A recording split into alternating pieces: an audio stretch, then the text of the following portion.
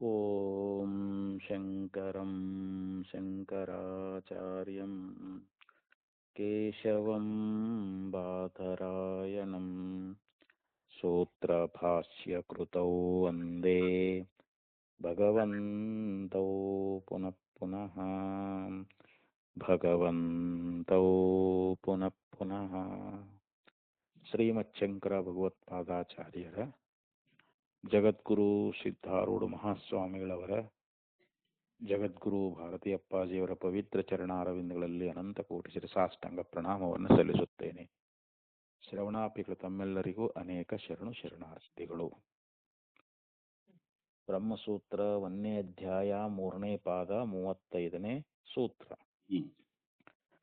ಕ್ಷತ್ರಿಯತಾವಗತೇಶ್ಚೋತ್ತರತ್ರ ಚೈತ್ರರಥೇನ ಲಿಂಗಾತ್. ಇಲ್ಲಿ ಮುಂದೆ ಆ ಚೈತ್ರತನೊಡನೆ ಹೇಳಿರುವಂತ ಒಂದು ಕಾರಣದಿಂದ ಇಲ್ಲಿ ಕ್ಷತ್ರಿಯ ಅಂತೇಳಿ ನಿಶ್ಚಯ ಆಗ್ತದ ಅಂತ ಹೇಳ್ತಾರೆ. ಅಂದ್ರೆ ಇಲ್ಲಿ ಜಾನಶ್ರುತಿ ರಾಜನಿಗೆ ರೈಕ್ವ ಉಪದೇಶವನ್ನ ಮಾಡುವಂತವನಾಗಿದ್ದಾನೆ.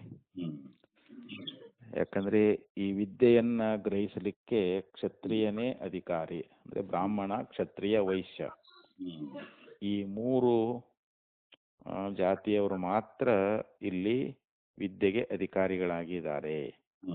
ಶೂದ್ರನಿಗೆ ಅಧಿಕಾರ ಇಲ್ಲ ಅಂತ ಅವರು ಪ್ರತಿಪಾದನೆ ಮಾಡಲಿಕ್ಕೆ ಹೊರಟಿದ್ದಾರೆ ಇವಾಗ. ಅದಕ್ಕೆ ಇಲ್ಲಂದ್ರು ಮತ್ತ ಜಾನಶ್ರುತಿ ರಾಜನಿಗೆ ಶೂದ್ರ ಅಂತ ಪ್ರಯೋಗ ಮಾಡಿದಾರಲ್ಲ, ರೈಕ್ವ ಶೂದ್ರ ಅಂತೇಳಿ ಪ್ರಯೋಗ ಮಾಡಿದಾನಲ್ಲ, ಮತ್ತವ ಕ್ಷತ್ರಿಯ ಅಲ್ಲಲ್ಲ, ಅವ ಶೂದ್ರನಾಗಿರುವುದರಿಂದ ಮತ್ತ ಅವನ್ ಹೆಂಗ ವಿದ್ಯೆಗೆ ಅಧಿಕಾರಿ ಆದ ಅಂತ ಇಲ್ಲಿ ನಮಗೆ ಸಂಶಯ ಬಂದ್ರೆ, ಇಲ್ಲ ಅವನು ಕ್ಷತ್ರಿಯನೇ ಆಗಿದ್ದಾನೆ ಅಂತ ಹೇಳಿ ಉತ್ತರತ್ರ ಅಂದ್ರ ಮುಂದೆ ಹೇಳತಕ್ಕಂತ ಚೈತ್ರರಥೇನ, ಚೈತ್ರರಥನೊಂದಿಗೆ ಯಾವ ಜಾನಶ್ರುತಿ ಮಹಾರಾಜನನ್ನ ಅಲ್ಲಿ ಹೇಳಿದಾರ. ಆ ಒಂದು ಕಾರಣದಿಂದಲೂ ಕೂಡ ಅವನು ಕ್ಷತ್ರಿಯ ಅನ್ನೋದು ನಮಗೆ ನಿಶ್ಚಯ ಆಕ್ಕೈತಿ ಅಂತ ಹೇಳ್ತಾರೆ.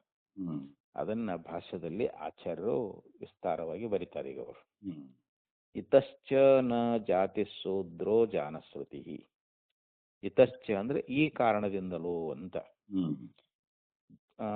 ಜಾನಶ್ರುತಿ ಜಾತಿ ಶೂದ್ರ ನ ಅಂತ. ಇಲ್ಲಿ ಜಾನಶ್ರುತಿ ರಾಜ ಏನದನಲ್ಲ, ಇವನು ಜಾತಿಯಿಂದ ಶೂದ್ರನಲ್ಲ ಅಂತ. ನಾವು ಜಾನಶ್ರುತಿ ರಾಜನನ್ನ ಇಲ್ಲಿ ಶೂದ್ರ ಅಂತ ತಿಳ್ಕೊಳ್ಳುವ ಹಾಗಿಲ್ಲ. ಯಾಕಂತಂದ್ರೆ ಅವನು ಶೂದ್ರ ಕುಲದಲ್ಲಿ ಜನಿಸಿದವನಲ್ಲ. ಯತ್ ಕಾರಣಂ ಪ್ರಕರಣ ನಿರೂಪಣೇನ ಕ್ಷತ್ರಿಯತ್ವಂ ಅಸ್ಯ ಉತ್ತರತ್ರ ಚೈತ್ರತೇನ ಅಭಿಪ್ರತಾರಿಣ ಕ್ಷತ್ರಿಯೇನ ಸಮವಿವ್ಯಾಹಾರಾತ್ ಲಿಂಗಾತ್ ಗಮ್ಯತೆ ಅಂತ. ಹೌದು, ಕ್ಷತ್ರಿಯ ಅಂತ ಹೇಳ್ತೀರಿ, ಅದನ್ನು ಯಾವ ಕಾರಣದಿಂದ ಹೇಳ್ತೀರಿ, ಯಾವ ಪ್ರಕಾರವಾಗಿ ಹೇಳ್ತಾ ಇದ್ದೀರಿ ಅಂತ ಇಲ್ಲಿ ನಮಗೊಂದು ಸಂಶಯ ಬರ್ತದೆ. ಅದಕ್ಕೆ ಆಚಾರ್ಯ ಹೇಳ್ತಾ ಇದ್ದಾರೆ, ಯತ್ ಕಾರಣಂ ಪ್ರಕರಣ ನಿರೂಪಣೇನ. ಇಲ್ಲಿ ಬಂದಿರತಕ್ಕಂತ ಒಂದು ಪ್ರಕರಣವನ್ನ ನಾವು ಪರೀಕ್ಷೆ ಮಾಡಿ ನೋಡಿದಾಗ, ಈಗೇನು ಪ್ರಕರಣ ಬಂದದಲ್ಲ ಅದನ್ನ ಸ್ವಲ್ಪ ನಾವು ನಿರೂಪಣೆ ಏನಂದ್ರೆ ಅದನ್ನ ಸ್ವಲ್ಪ ಪರೀಕ್ಷೆ ಮಾಡಿ ನೋಡಿದಾಗ ಅಸ್ಯ ಕ್ಷತ್ರಿಯತ್ವಂ, ಅಸ್ಯ ಅಂತಂದ್ರ ಇಲ್ಲಿ ಜಾನಶ್ರುತಿ ಮಹಾರಾಜ ಅಂತ, ಇವನು ಕ್ಷತ್ರಿಯ ಅನ್ನುವಂತದ್ದನ್ನ ಅಲ್ಲಿ ಮುಂದೆ ಏನ್ ಹೇಳ್ತಾರೆ ಅಂತಂದ್ರೆ, ಚೈತ್ರರಥೇನ ಅಭಿಪ್ರತಾರಿಣ ಕ್ಷತ್ರಿಯೇನ ಅಂದ್ರೆ ಕ್ಷತ್ರಿಯೇನಂದ್ರೆ ಕ್ಷತ್ರಿಯನಾಗಿರ್ತಕ್ಕಂಥ ಅಭಿಪ್ರತಾರಿಣ ಚೈತ್ರರಥೇನ. ಇಲ್ಲಿ ಅಭಿಪ್ರತಾರಿಯಾಗಿರ್ತಕ್ಕಂಥ ಚೈತ್ರರಥನೊಂದಿಗೆ ಅಂತ. ಕ್ಷತ್ರಿಯನಾಗಿರುವಂತ ಅಭಿಪ್ರತಾರಿಯಾಗಿರ್ತಕ್ಕಂಥ ಯಾವ ಚೈತ್ರರಥನಲ್ಲ ಅವನೊಂದಿಗೆ ಸಮವಿವ್ಯಾಹಾರಾತ್ ಅಂದ್ರೆ ಒಂದು ಸಮಾನವಾದ ವ್ಯವಹಾರ ಅನ್ನುವಂತಹದ್ದು ಅಲ್ಲಿ. ಅಂದ್ರೆ ಜೊತೆಯಲ್ಲಿ ವ್ಯವಹಾರ ಮಾಡಿರ್ತಕ್ಕಂಥ ಒಂದು ಕಾರಣವನ್ನ ನಾವು ಕಂಡುಕೊಂಡು ಅದರಿಂದ ನಮಗೆ ನಿಶ್ಚಯ ಆಗ್ತೈತಿ ಅಂತ. ಇಲ್ಲಿ ಚೈತ್ರರಥ ಕ್ಷತ್ರಿಯದಾನ, ಅವನ ಜೊತೆಯಲ್ಲಿ ಅಂದ್ರೆ ಅಭಿಪ್ರತಾರಿ, ಅವನೇ ಅಭಿಪ್ರತಾರಿ ಅಂತ. ಚೈತ್ರರಥ ಅನ್ನುವಂಥವನು ಅಭಿಪ್ರತಾರಿ ಅದಾನ. ಅವನ ಜೊತೆಯೊಳಗ ಈ ಹೇಳಿದ್ದಾರೆ. ಯಾರು? ಜಾನಶ್ರುತಿ ರಾಜನನ್ನ.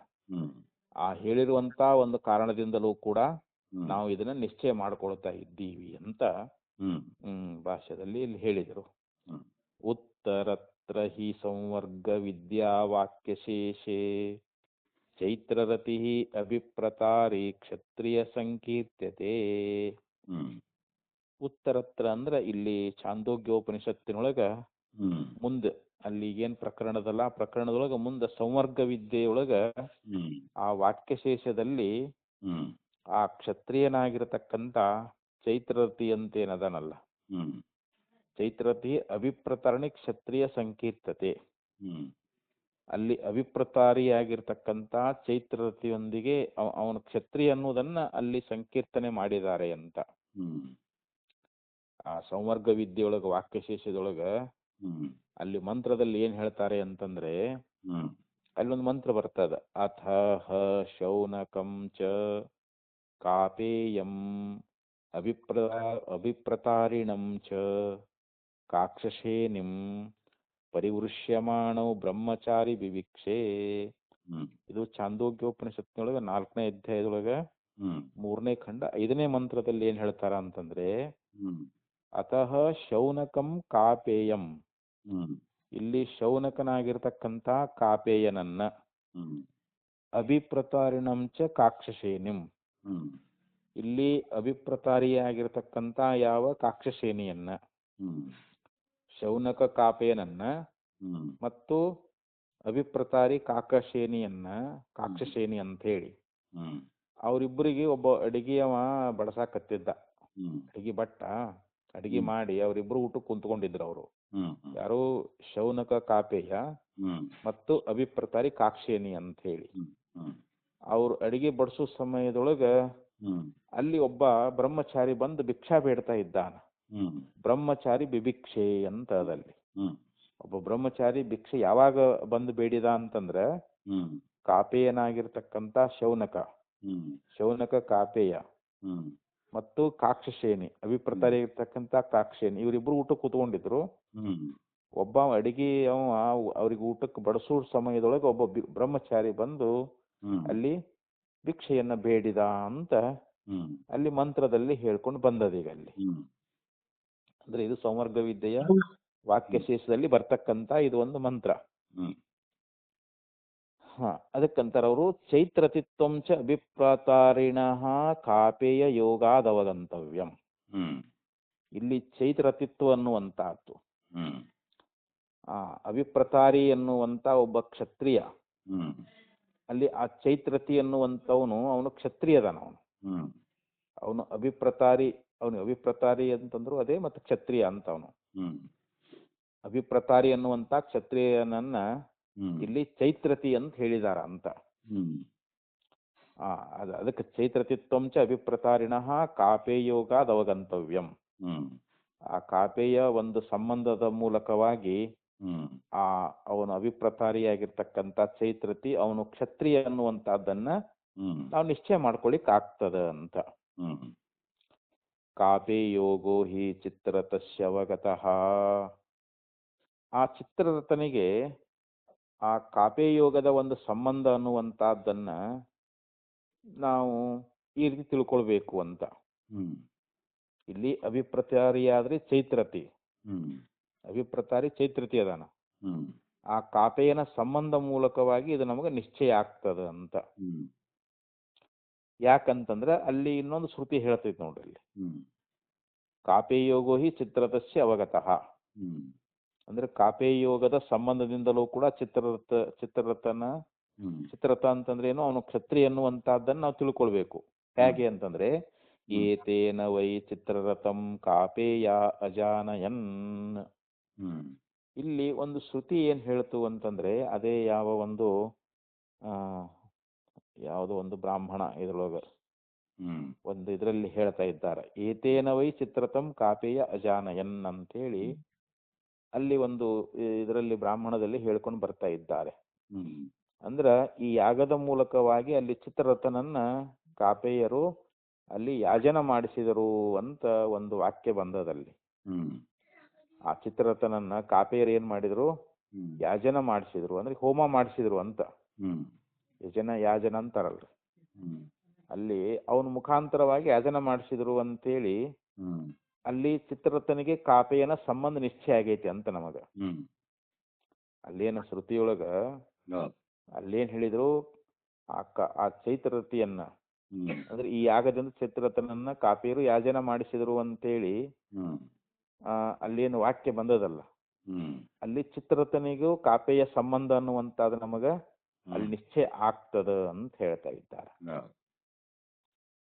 ಸಮ ಏತೇನ ವೈ ಚಿತ್ರತಂ ಕಾಪೇಯ ಅಜಾನಯನ್ ಸಮಾನ ಅನ್ವಯಾನಾಂ ಚ ಪ್ರಾಯೇಣ ಸಮಾನಾನ್ವಯ ಯಾಜಕಾ ಭವಂತಿ. ಈಗ ಒಬ್ಬ ವಂಶದವರು ಈಗ ಯಾಜನ ಮಾಡಿಸ್ಬೇಕ, ನಾವೊಬ್ಬರು ಪುರೋಹಿತರನ್ನ ಅವ್ರ ಕಡೆಯಿಂದ ನಾವು ಹೋಮ ಮಾಡ್ಸಕತ್ತೇವ ಅಂತ ತಿಳ್ಕೊಡ್ರಿ. ಇವಾಗ ಈಗ ಮುಂದ ಅವನ ಮಗ ಆಗಿರ್ತಕ್ಕಂಥವನು ಕೂಡ ತಂದೆ ಹೋದ ಬಳಿಕ ಮಗನ ಏನ್ ಮಾಡ್ತಾ ಅವ್ರನ್ನ ಕರೆಸ್ತಾರಿಲ್ರಿ. ಮೊದಲು ಅವ್ರ ವಂಶದಲ್ಲಿ ಯಾರು ಬಂದಿರ್ತಾರೋ ಮುಂದೆ ವಂಶ ಮುಂದುವರೆದಂಗ ಅವರನ್ನೇ ಅವ್ರು ಯಾಚನ ಮಾಡಿಸ್ಲಿಕ್ಕೆ ಕರೆಸ್ತಾರಂತ ಅವರು. ಅದನ್ನ ಇಲ್ಲಿ ಹೇಳಿ ಹೊರಟಿದಾರ ಅವರು. ಯಾಕಂದ್ರೆ ಇಲ್ಲಿ ಅದೇ ವಂಶದವರೇ ಯಾಜಕರಾಗಿರ್ತಾರ ಅಂತ. ಇಲ್ಲಿ ಚಿತ್ರರಥ ಕ್ಷತ್ರಿಯ ಆಗ್ಯಾನ, ಮತ್ತ ಅವನ ವಂಶದವರಾಗಿರ್ತಕ್ಕಂಥ ಚೈತ್ರರಥಿಯು ಕೂಡ ಅವನು ಕ್ಷತ್ರಿಯ ಅಂತ ಇಲ್ಲಿ. ಅಲ್ಲಿ ಚಿತ್ರರಥ ಅಂದ್ರೆ ಏನು, ಚಿತ್ರರಥ ತಂದೆಯವ, ಮತ್ತ ಇವ ಚಿತ್ರರಥನ ಮಗನೇ ಚೈತ್ರರಥಿ ಅಂತ. ಅದಕ್ಕ ಇಲ್ಲಿ ಆ ಚೈತ್ರರಥಿ ಆಗಿರ್ತಕ್ಕಂಥವನು ಕೂಡ ಕ್ಷತ್ರಿಯ ಅನ್ನೋದು ನಮಗ ಈ ಮಂತ್ರದಿಂದ ಅರ್ಥ ಆಕೈತಿ ಅಂತ ಇಲ್ಲಿ. ಅದಕ್ಕಂದ್ರ ಅವರು ಆ ಚೈತ್ರರಥಿ ಎಂಬ ಕ್ಷತ್ರಿಯ ಎನ್ನುವಂತವನು ಹುಟ್ಟಿದ ಅಂತ ಹೇಳಿ ಇಲ್ಲಿ ಅಲ್ಲಿ ಇದ್ರಲ್ಲಿ ಹೇಳ್ಕೊಂಡ್ ಬಂದಾರ. ತಸ್ಮಾತ್ ಚೈತ್ರರಥಿ ನಾಮ ಐಕಃ ಪ್ರಜಾಪತಿರಜಾಯತ. ತಸ್ಮಾತ್ ಅಂದ್ರೆ ಅವನಿಂದ ಅಂತ. ಚೈತ್ರರಥಿರ್ ನಾಮ, ಚೈತ್ರರಥಿ ಎನ್ನುವಂತ ಒಬ್ಬ ಹೆಸರಿನ ಅಂತ. ಕ್ಷತ್ರಪತಿ ರಜಾಯತ, ಒಬ್ಬ ಕ್ಷತ್ರಿಯ ಪತಿ ಹುಟ್ಟಿದ ಅಂಥೇಳಿ ಅಲ್ಲಿ ಒಂದು ಬ್ರಾಹ್ಮಣದಲ್ಲಿ ಹೇಳ್ಕೊಂಡು ಬರ್ತಾ ಇದ್ದಾರೆ ಅವರು. ಅದಕ್ಕ ಸಾಮಾನ್ಯವಾಗಿ ಅದೇ ವಂಶದವರೇ ಆ ವಂಶದವರ ಯಾಜಕರಾಗಿರ್ತಾರೆ ಅಂತ. ಇಲ್ಲಿ ಯಾಜನ ಮಾಡಿಸ್ತಕ್ಕಂಥವ್ರು ಅದಾರಲ್ಲ, ಅವರು ಅದೇ ವಂಶದವರೇ, ತಮ್ಮ ವಂಶದವರನ್ನೇ ಕರ್ಕೊಂಡು ಬಂದು ಅಲ್ಲಿ ಯಾಜನ ಮಾಡಿಸ್ತಾರೆ ಅಂತ ಹೇಳಿ ಹಿಂಗ ನಮಗ ಇದು ಗುರ್ತಾಕೈತೆ ಅಂತ್ರಿ ಇವಾಗ. ಇತಿ ಚ ಕ್ಷತ್ರಪತಿತ್ವ ಅವಗಮಾತ್ ಕ್ಷತ್ರಿಯಮಸ್ಯ ಅವಗಂತವ್ಯಂ. ಮತ್ತಿಲ್ಲಿ ನಮಗೇನ್ ನಿಶ್ಚಯ ಆಯಿತು ಅಂತಂದ್ರೆ, ಇಲ್ಲಿ ಆ ಕ್ಷತ್ರಿಯನಾಗಿರ್ತಕ್ಕಂಥ ಅಭಿಪ್ರತಾರಿಯೊಡನೆ ಆ ಸಂವರ್ಗ ವಿದ್ಯೆಯೊಳಗೆ ಹೇಳ್ಯಾರ. ಯಾವುದನ್ನ? ಆ ಜಾನಶ್ರುತಿ ರಾಜನನ್ನ ಆ ಸಂವರ್ಗ ವಿದ್ಯೆಯೊಳಗ ಇಲ್ಲಿ ಆ ಕ್ಷತ್ರಿಯನಾಗಿರ್ತಕ್ಕಂಥ ಅಭಿಪ್ರತಾರಿ ಅಂತ ಏನದನಲ್ಲ, ಅವನ ಜೊತೆಯೊಳಗನ ಈ ಸಂವರ್ಗ ವಿದ್ಯೆಯೊಳಗ ಜಾನಶ್ರುತಿಯ ಅನ್ನೋ ಪ್ರಕರಣ ಬಂದಿರುವುದರಿಂದ ಇವನು ಕ್ಷತ್ರಿಯ ಅನ್ನುವುದು ನಮಗ ನಿಶ್ಚಯ ಆಕೈತಿ ಅಂತ್ರಿ ಇವಾಗ. ಕ್ಷತ್ರಿಯ ಪತಿತ್ವ ಅವಗಮಾತ್ ಅಂದ್ರೆ ಕ್ಷತ್ರಿಯ ಪತಿ ಅನ್ನುವಂತಹದ್ದು ನಾವ್ ಹೆಂಗ್ ತಿಳ್ಕೊಳ್ಬೇಕು ಅಂತಂದ್ರೆ, ಕ್ಷತ್ರಿಯತ್ವಂ ಅಸ್ಯ ಅವಗಂತವ್ಯಂ ಅಂದ್ರೆ ಇವನು ಕ್ಷತ್ರಿಯ ಅನ್ನುವಂತಹದ್ದನ್ನ ನಾವಿಲ್ಲಿ ತಿಳ್ಕೊಳ್ಬೇಕು ಅಂತ.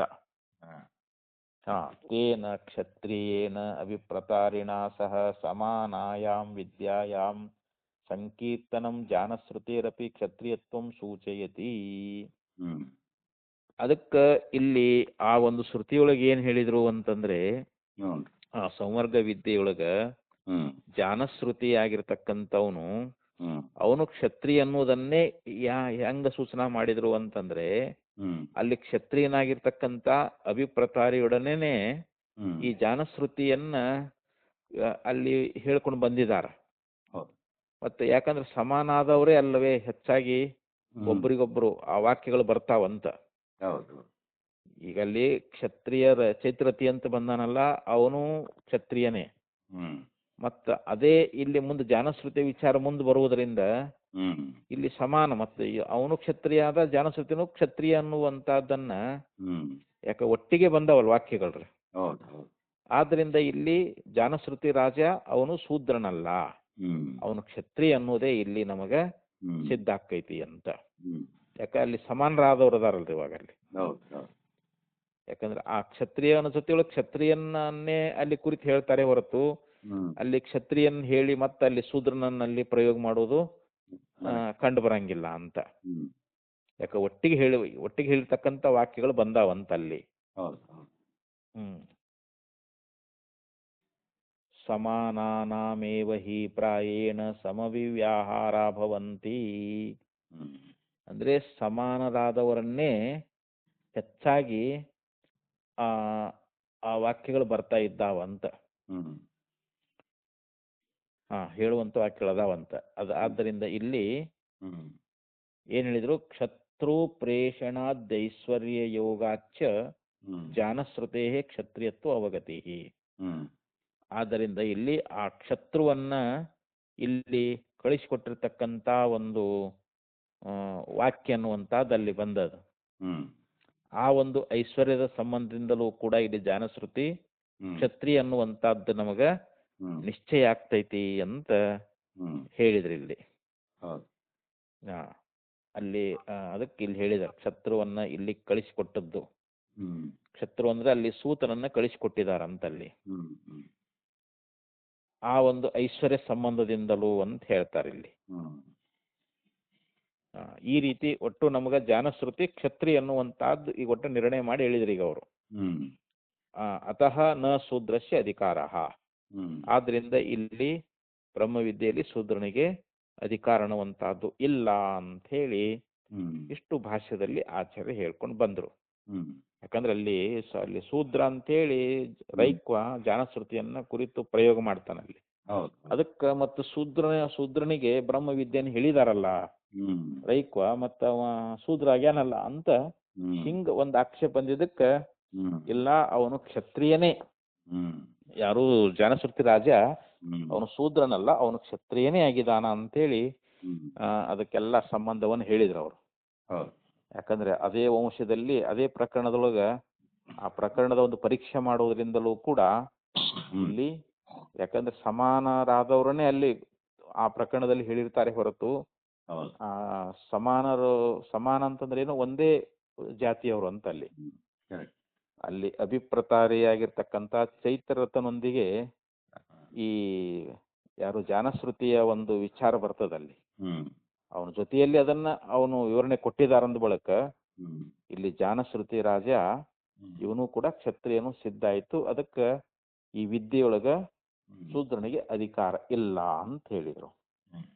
ಇನ್ನು ಮುಂದಿನ 36ನೇ ಸೂತ್ರದಲ್ಲಿ ಹೇಳ್ತಾ ಇದ್ದಾರೆ, ಸಂಸ್ಕಾರ ಪರಾಮರ್ಶಾತ್ ತದಭಾವಾಭಿಲಾಪಾಚ್ಛ. ಇಲ್ಲಿ ಸಂಸ್ಕಾರವನ್ನ ಪರಾಮರ್ಶೆ ಮಾಡಿದ್ದಾರೆ ಅಂತ. ಈ ವಿದ್ಯೆಯನ್ನ ಹೇಳಿಕೊಡ್ಬೇಕಾದ್ರೆ ಮೊದಲು ಉಪನಯನ ಸಂಸ್ಕಾರ ಆಗ್ಬೇಕ್ರಿ. ಉಪನಯನ ಸಂಸ್ಕಾರ ಯಾರಿಗದ? ಬ್ರಾಹ್ಮಣ, ಕ್ಷತ್ರಿಯ, ವೈಶ್ಯನಿಗೆ ಮಾತ್ರ. ಶೂದ್ರನಿಗೆ ಉಪನಯನಾದಿ ಯಾವ ಸಂಸ್ಕಾರಗಳು ಇಲ್ಲ. ಈ ಕಾರಣದಿಂದಲೂ ಕೂಡ ಅವನು ವಿದ್ಯೆಗೆ ಅಧಿಕಾರಿ ಅಲ್ಲ ಅಂತ ಇಲ್ಲಿ ಅದನ್ನು ಹೇಳಿ ಹೊರಟಿದ್ದಾರೆ. ಇವಾಗ ಸಂಸ್ಕಾರ ಪರಾಮರ್ಶಾತ್ ತತ್ ಅಭಾವ ಅಭಿಲಾಪಾಚ್ಛ. ತತ್ ಅಭಾವ ಅಂದ್ರೇನು? ಆ ಸಂಸ್ಕಾರದ ಒಂದು ಅಭಾವ ಇರುವುದರಿಂದಲೂ ಕೂಡ ಇಲ್ಲಿ ಅವನು ವಿದ್ಯೆಗೆ ಅಧಿಕಾರಿ ಅಲ್ಲ ಅಂತ. ಅದನ್ನ ಈಗ ಭಾಷ್ಯದಲ್ಲಿ ವಿವರಣೆ ಕೊಡ್ತಾರೆ ನೋಡ್ರಿ. ಇತಶ್ಚನ ಶೂದ್ರಸ್ಯ ಅಧಿಕಾರ. ಇತಶ್ಚ ಅಂದ್ರೆ ಈ ಕಾರಣದಿಂದಲೂ ಕೂಡ ಶೂದ್ರನಿಗೆ ವಿದ್ಯೆಯಲ್ಲಿ ಅಧಿಕಾರ ಇಲ್ಲ ಅಂತ.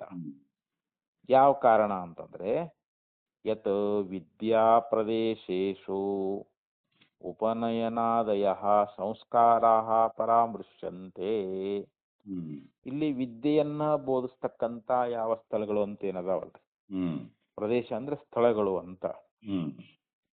ಆ ವಿದ್ಯೆಯನ್ನ ಹೇಳಿಕೊಡುವಂತ ಒಂದು ಸ್ಥಳಗಳಲ್ಲಿ ಅಲ್ಲಿ ಉಪನಯನಾದಯ ಅಂದ್ರೆ ಅವನು ಹುಟ್ಟುವಾಗ ಶೂದ್ರನಾಗಿ ಹುಟ್ಟಿರ್ತಾನಂತ. ಬ್ರಾಹ್ಮಣ ಆಗ್ಲಿ ಕ್ಷತ್ರಿಯ ಆಗ್ಲಿ ಶೂದ್ರ ಅದು ಬ್ರಾಹ್ಮಣ ಕ್ಷತ್ರಿಯ ವೈಶ್ಯನಾಗ್ಲಿ ಅವನು ಹುಟ್ಟುವಾಗ ಶೂದ್ರನಾಗಿರ್ತಾನ. ಸಂಸ್ಕಾರ ಕೊಟ್ಟಾಗ ಅವನಿಗೆ ಸಂಸ್ಕಾರ ದ್ವಿಜ ಉಚ್ಯತೆ ಅಂತ. ಜನ್ಮನ ಜಾಯತೆ ಶೂದ್ರ ಸಂಸ್ಕಾರ ದ್ವಿಜ ಉಚ್ಯತೆ ಅಂತ ಹೇಳ್ತಾರೆ ನೋಡ್ರಿ. ಇಲ್ಲಿ ಬ್ರಾಹ್ಮಣ ಕ್ಷತ್ರಿಯ ಹುಟ್ಟುವಾಗ ಶೂದ್ರನಾಗಿ ಹುಟ್ಟಿರ್ತಾನ. ಯಾವಾಗ ಅವನಿಗೆ ಉಪನಯನ ಸಂಸ್ಕಾರ ಕೊಡ್ತಾರಲ್ಲ ಅವಾಗ ಅವನು ಬ್ರಾಹ್ಮಣ ಆಗ್ತಾನಂತ. ಅವನಿಗೆ ಸಂಸ್ಕಾರ ಕೊಟ್ಟ ಬಳಿಕ ಅವನು ಬ್ರಾಹ್ಮಣ ಕ್ಷತ್ರಿಯ ವೈಶ್ಯನಾಗಿ ಬಿಡ್ತಾನಂತ. ಅವನು ಮೂವರಿಗೆ ಮಾತ್ರ ಅಲ್ಲಿ ಉಪನಯನ ಸಂಸ್ಕಾರವನ್ನು ಹೇಳಿದ್ದಾರೆ ಶಾಸ್ತ್ರಗಳಲ್ಲಿ. ಉಪನಯನಾದಯ ಸಂಸ್ಕಾರ ಪರಾಮರ್ಶಂತೆ, ಉಪನಯನಾದಿ ಸಂಸ್ಕಾರಗಳನ್ನ ಪರಾಮರ್ಶೆ ಮಾಡಿದ್ದಾರೆ ಅಂತ. ಆ ವಿದ್ಯೆಯನ್ನ ಹೇಳುವಂತ ಸ್ಥಳಗಳೇನದಾವಲ್ಲ ಆ ಎಲ್ಲಾ ಸ್ಥಳಗಳಲ್ಲಿ ಇಲ್ಲಿ ಉಪನಯನಾದಿ ಸಂಸ್ಕಾರಗಳು ಪರಾಮರ್ಶೆ ಮಾಡಲ್ಪಡ್ತಾ ಇದ್ದಾವೆ. ತಂಹ ಉಪನಿನ್ಯೇ, ಅಲ್ಲಿ ಒಂದು ಶ್ರುತಿ ಎನ್ನುವಂತಹದ್ದು, ಅದು ಬಹುಶಃ ಶತಪಥ ಬ್ರಾಹ್ಮಣ ಐತಿ. ಶತಪಥ ಬ್ರಾಹ್ಮಣದಲ್ಲಿ ಏನ್ ಹೇಳಿದ್ರು? ತಂಹ ಉಪನಿನ್ಯೇ ಅಂತಂದ್ರೆ ಇಲ್ಲಿ ಆತನಿಗೆ ಉಪನಯನವನ್ನ ಮಾಡಿಸಿದ ಅಂತ ಅಲ್ಲಿ ಹೇಳ್ಕೊಂಡು ಬಂದಿದ್ದಾರೆ ಅವರು. ತಂಹ ಉಪನಿನ್ನೆ ಅಂದ್ರೆ ತಮ್ಮ ಅಂದ್ರೆ ಅವನಿಗೆ ಅಂತ, ಉಪನಿನ್ನೆ ಅಂದ್ರೆ ಉಪನಯನವನ್ನ ಮಾಡಿಸಿದನು ಅಂತ ಒಂದು ವಾಕ್ಯ ಬರ್ತದಲ್ಲಿ. ಅದೀಹಿ ಭಗವೈತಿ ಹೋಪಸಸಾದ, ಅಲ್ಲಿ ಉಪನಯನವನ್ನ ಹೊಂದಿರತಕ್ಕಂತ ಯಾವ ಅಧಿಕಾರಿ ಅದಾನಲ್ಲ ಅಲ್ಲಿ ಆ ಮೋಕ್ಷದಾನಲ್ಲ ಅವನು ಗುರುಗಳ ಹತ್ತಕ್ಕೆ ಬಂದು, ಪೂಜ್ಯರೇ ನನಗ ಅದೀಹಿ ಭಗವಹ, ನನಗ ಆ ಪರಮಾತ್ಮನ ಬಗ್ಗೆ ಹೇಳ್ಕೊಡ್ರಿ ಅಂತ ಆ ಗುರುಗಳಲ್ಲಿ ಬಂದು ಕೇಳ್ಕೊಳ್ತಾ ಇದ್ದಾನ. ಅಲ್ಲಿ ಮಂತ್ರ ಏನ್ ಹೇಳ್ತು?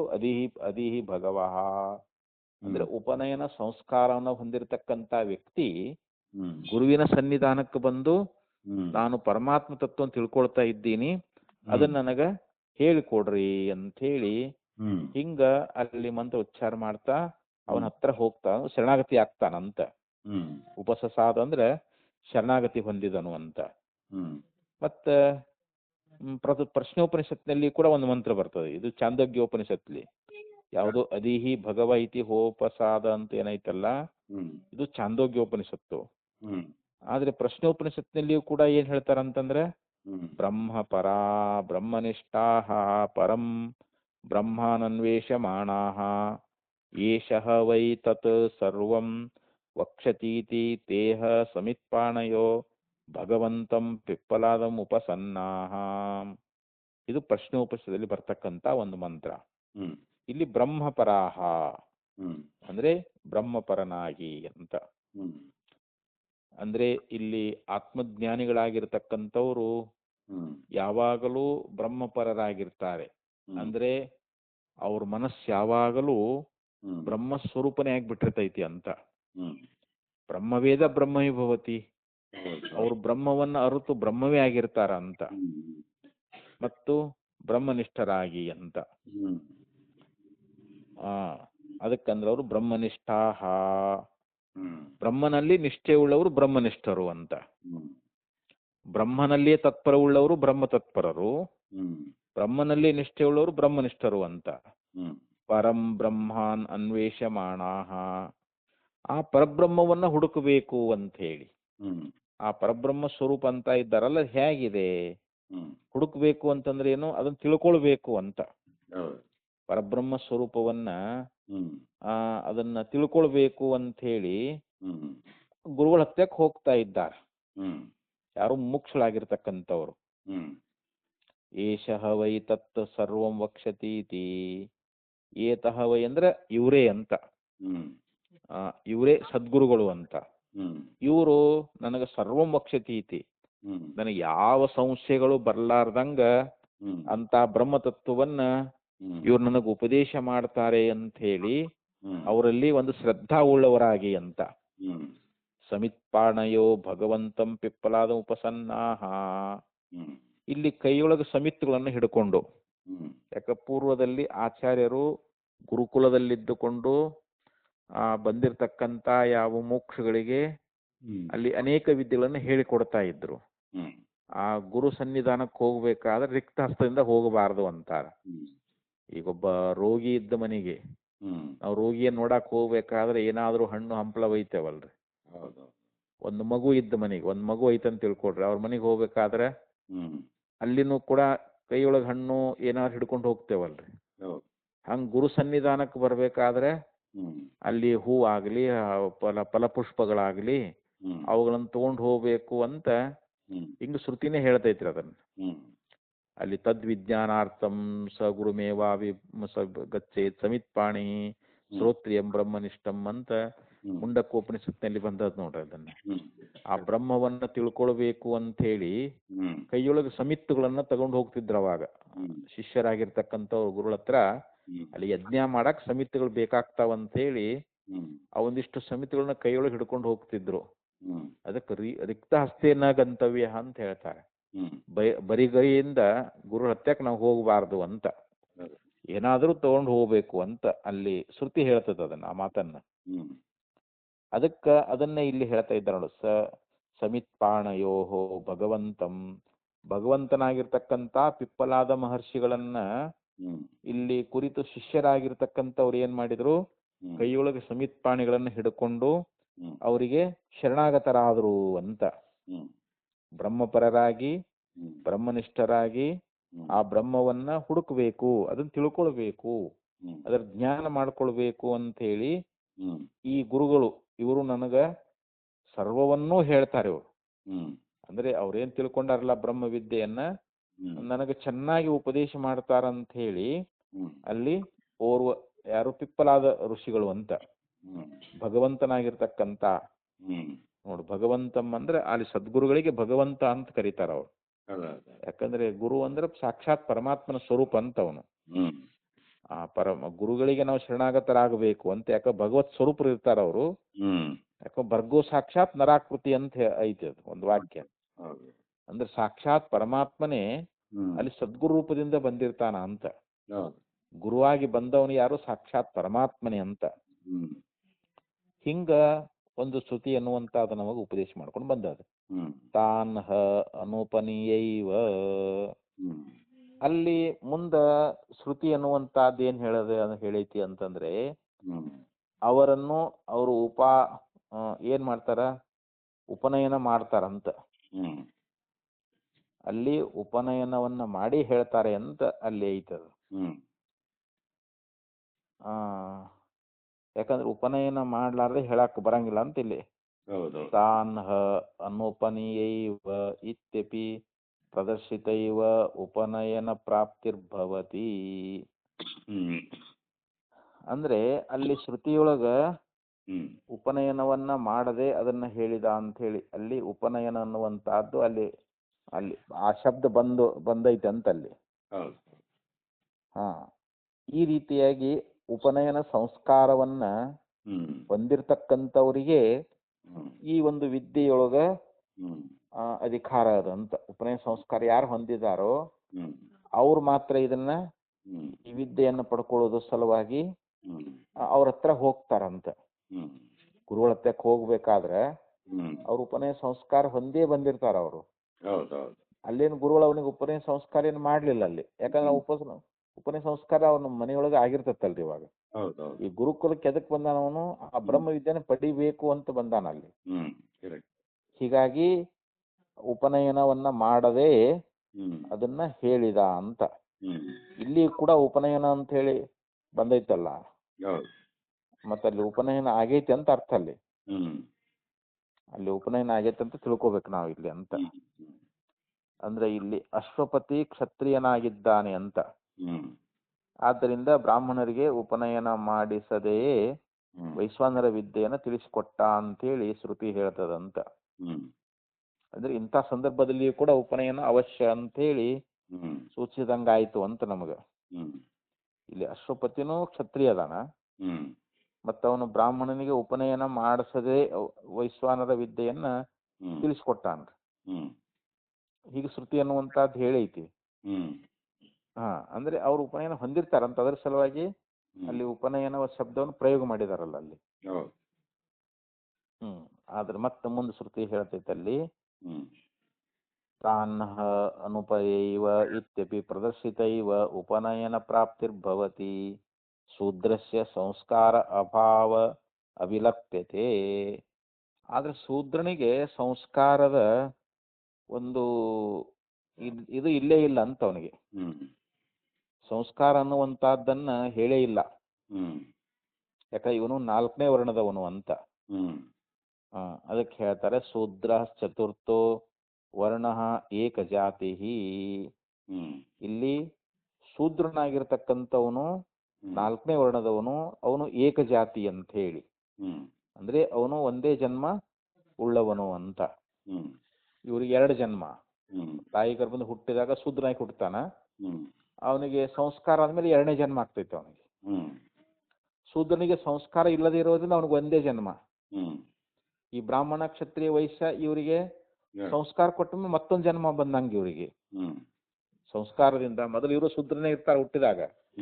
ಯಾವಾಗ ಉಪನಯನ ಸಂಸ್ಕಾರಗಳು ಆಗ್ತಾ ಇದ್ದಾವೆಯೋ ಬ್ರಾಹ್ಮಣ ಕ್ಷತ್ರಿಯ ವೈಶ್ಯ ಈ ಮೂವರಿಗೆ ಉಪನಯನ ಸಂಸ್ಕಾರ ಆದ ಬಳಿಕ ಅವಾಗ 2ನೇ ಜನ್ಮ ಆದಂಗ ಅಂತದು. ಹಿಂಗ ಶ್ರುತಿನೇ ಹೇಳೈತಲ್ರಿ ಇವಾಗ. ಈಗ ಶೂದ್ರ 4ನೇ ವರ್ಣದವ, ಅವನು ಏಕಜಾತಿ, ಒಂದೇ ಜಾತಿ ಅಂತಂದ್ರೆ ಏನು, ಅವನಿಗೆ ಒಂದೇ ಜನ್ಮ. ಯಾಕಂದ್ರೆ ಅವನಿಗೆ ಸಂಸ್ಕಾರ ಇಲ್ಲಲ್ಲ, ಅದಕ್ಕೆ ಒಂದೇ ಜನ್ಮ ಅಂತ. ಸಂಸ್ಕಾರ ಆದ 2 ಜನ್ಮ ಆಕ್ಕಿತ್ತದು. ಹಿಂಗ ಸ್ಮೃತಿ ಒಳಗೆ ಹೇಳ್ಕೊಂಡ್ ಬಂದಾರ ಅಂತ. ಶೂದ್ರ ಚತುರ್ಥೋ ವರ್ಣ ಏಕಜಾತಿ ಇತಿ ಏಕಜಾತಿತ್ವ ಸ್ಮರಣಾತ್.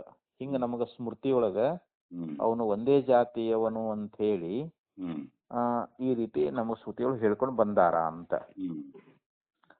ನ ಶೂದ್ರೇ ಪಾತಕಂ ಕಿಂಚಿನ್ನ ಚ ಸಂಸ್ಕಾರಮರ್ಹತಿ.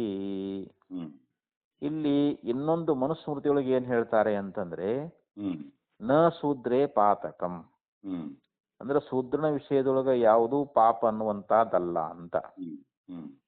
ಮತ್ತು ಕಿಂಚಿತ್ ನ ಸಂಸ್ಕಾರಮರ್ಹತಿ, ಅವನು ಯಾವ ಸಂಸ್ಕಾರಕ್ಕೂ ಕೂಡ ಯೋಗ್ಯನಲ್ಲ ಅಂತ.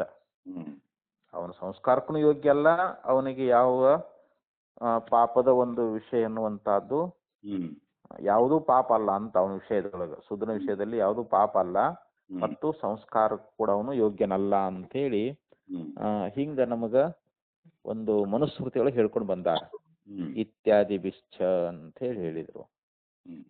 ಇನ್ನ ಈ ಶೂದ್ರನಿಗೆ ವಿದ್ಯಾಧಿಕಾರ ಇಲ್ಲ ಅನ್ಲಿಕ್ಕೆ ಇನ್ನೂ ಬೇರೆ ಕಾರಣಗಳದಾವು ಅಂತ. ಅದು ಯಾವುದು ಅಂತಂದ್ರೆ ಹೇಳ್ತಾರೆ ನೋಡ್ರಿ.